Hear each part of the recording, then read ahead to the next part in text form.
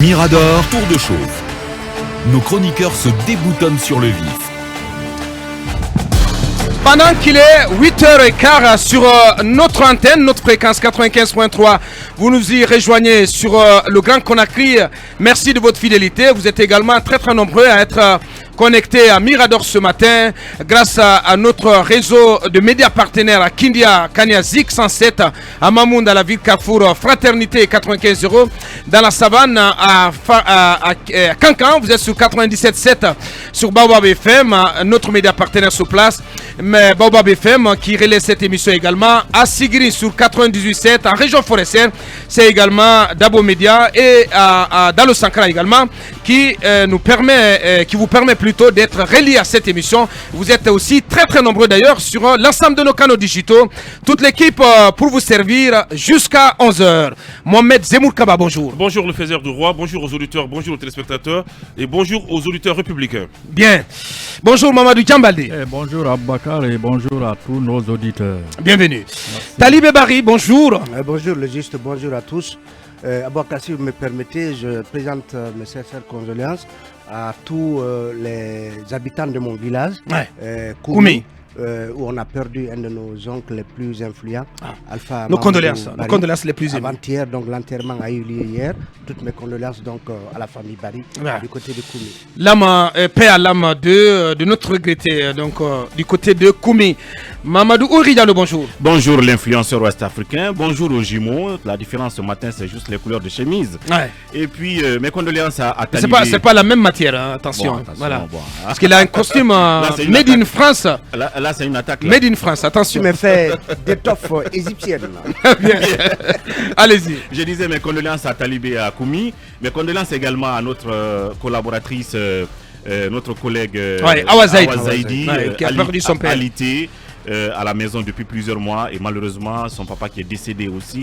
Donc nous lui présentons nos sincères condoléances au nom de tout le groupe. Merci. Et je dis à Boubacar, prenons soin de notre environnement, prenons soin de la planète, parce que certainement nous serons 8 milliards de personnes demain selon tout à fait. Selon même Antonio Guterres. Les prévisions. Et beaucoup habiter la planète et donc pendant que la COP se tient du côté de l'Égypte et c'est pour ça que j'ai choisi cette couleur ce matin. Très bien. Et dans le même temps, Aboubakar, je voulais vous dire, vous informer que Macky Sall au Sénégal a décidé que les frais de loyer au Sénégal donc vont être revus à la baisse à partir de cette fin de mois. Ouh là là. Et très bonne nouvelle alors. L'info se trouve chez nos confrères de Jeune Afrique. Le président sénégalais Macky Sall a annoncé le dimanche 6 novembre une baisse du loyer en hausse de plus de 200% en 8 ans. Ainsi que des prix des denrées pour soulager donc les ménages. Et les détails sont sur le site.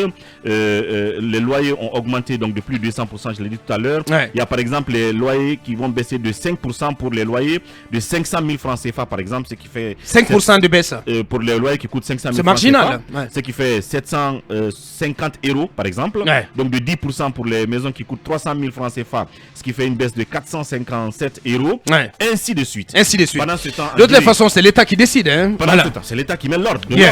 Pendant ce temps en Guinée, à Bakar, c'est tout ce qu'on demande. Hein. C'est tout ce qu'on demande au colonel Mamadi Doumbouya et à son gouvernement. Moi, je dois payer une marge d'augmentation de 700 000 francs guinéens à partir du mois de janvier. Une augmentation unilatérale. Comme ça, les gars se lèvent le matin et disent bon, à la fin du mois, vous allez payer 700 000 de plus. Et ça va faire 2 500 000 par mois. Comme sur un coup de tête. Un coup de tête. Bien. Très malheureusement. Jami, bonjour. Bonjour à Dougountouni. Bonjour à Dougountouni. Bonjour à Bokar. Bonjour à Dougountouni. Bonjour à tout Mali.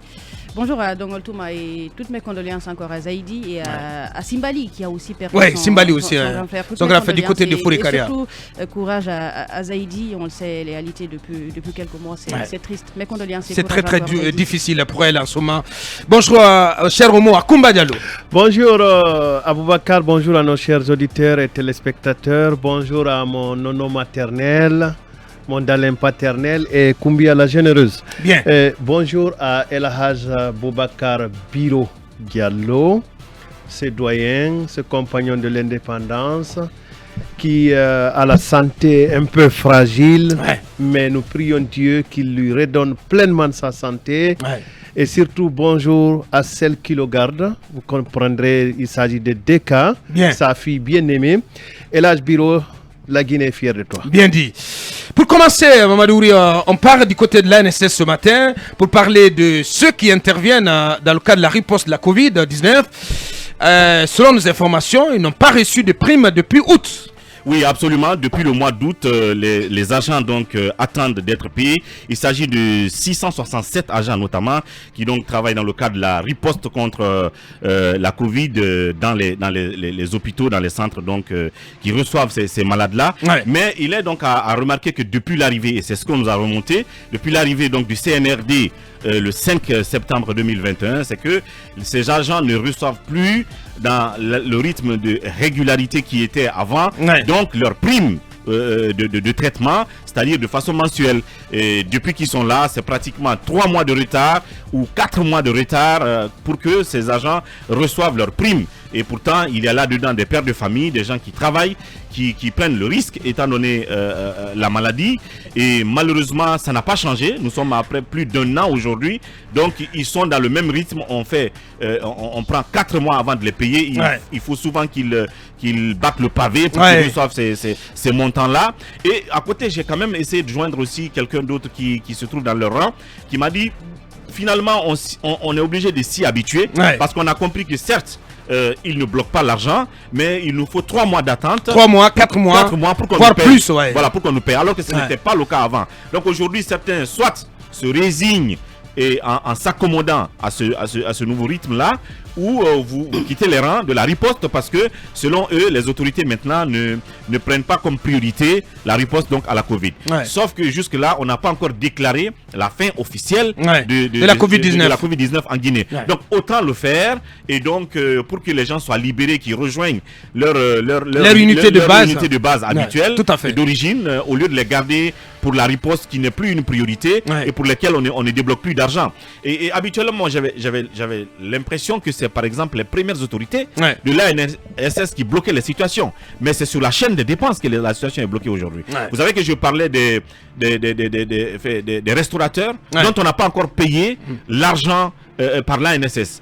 Non, dont on n'a pas payé la deuxième tranche. La deuxième tranche, parce que selon les informations, a été payée. Peut-être qu'ils n'ont jamais confirmé ça, mais ils ont reçu une part déjà, une première tranche. Voilà. Ça aussi, il faut le dire, Mamadouri. Et le directeur général de l'ANSS nous l'a remonté. Malheureusement, j'ai tenté d'ailleurs de le joindre hier. Son téléphone était off. Il était au camp de... Comment on appelle au camp de Kalako. Ils étaient en immersion. Au camp de Kalako. Oui, c'est vrai. Ils étaient voilà, parce que c'est pas Kalia, c'est Kalako. Ils étaient en immersion. J'oubliais, je vais le rappeler aujourd'hui. C'était un week-end très difficile pour eux. Donc, bref, on en parle dans un instant. Les 667 agents n'ont pas encore perçu leur argent depuis le mois d'août, mais il est quand même à constater que... Vous aviez parlé de 650. 667, pardon. 667. 667. Donc, il faut qu'ils reviennent peut-être à la réalité que ce n'est plus une priorité. Si vous ne pouvez plus supporter, peut-être c'est de sortir volontairement de ces rangs. Merci. Aller ailleurs, parce que apparemment le CNRD évolue à ce rythme-là de paiement par trimestre. Merci. Décidément, le CNRD qui est lent à la détente en ce qui concerne les cordons de la bourse. Oui, c'est tout à fait comme ça. Je voulais juste appuyer Auré lorsqu'il parle de la déclaration ou non de la fin de l'épidémie Ebola. Non, pardon. De la pandémie. De la pandémie Ebola. Non, Covid. Covid, pardon.